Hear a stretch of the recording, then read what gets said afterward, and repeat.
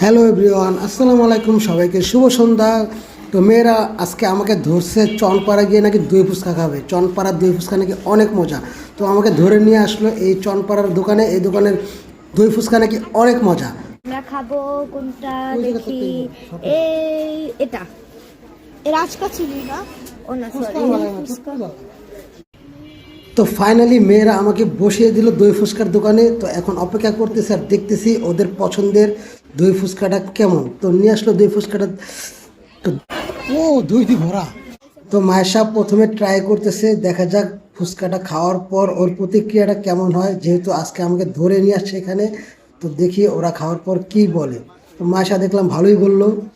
তো এখন মিমের পালা, দেখা যাক মিম খাওয়ার পরে কি প্রতিক্রিয়া দেখায়। মাসাটা তো ভালোই ছিল, দেখি এবার মিম কি বলে।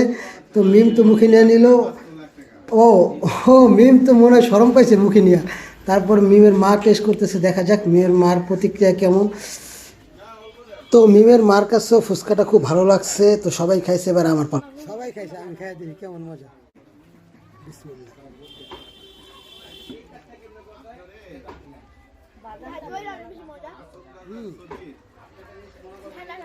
দই ভয়া, অন্যান্য জায়গা থেকে দইটা অনেক বেশি, অনেক বেশি। আমি কি আসলে ফুচকা টেস্ট। তো বন্ধুরা, মেয়েরা যেরকম বলছিল আসলে দই ফুচকাটা অনেক অনেক মজা ছিল। আর সবাই অনেক মজা করে চারটা পিঠটা খাইছে দই ফুচকাটারে। আমি এরকম আগে কখনো দেখি না এমনি খাইতে।